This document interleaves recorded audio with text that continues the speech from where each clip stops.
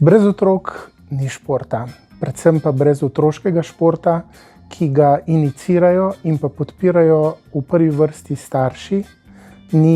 ne bi bilo nobenega športa, ne rekreativnega, ne individualnega. Zato si otroški šport zasluži izjemno pozornost in izjemno kredibilnost. Sam kot otrok sem imel ta privilegij, da sem lahko se ukvarjal z večjimi športi, eden izmed njih je bilo smučanje. Razlog, zakaj sem ostal v smučanju, je bilo pravzaprav zato, ker je bilo smučanje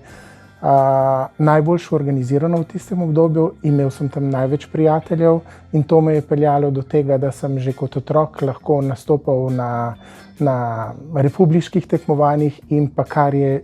posebej unikatno, na mednarodnih tekmovanjih za otroke, med katere zagotovo sodi eden izmed redkih izjemnih primerov Pokal Loka v organizaciji mojega matičnega kluba, smučarskega kluba Alpetour, ki poteka še danes in res sem prav ponosen oziroma me veseli, da se ta tradicija nadaljuje in da imajo že otroci danes možnost okusiti ne toliko tekmovalni duh, predvsem pa vpogled v to, da je šport ena brezmejna širina, ki omogoča ne samo športno napredovanje, predvsem pa tudi socializacijo in pa razvoj za kasneje za življenje.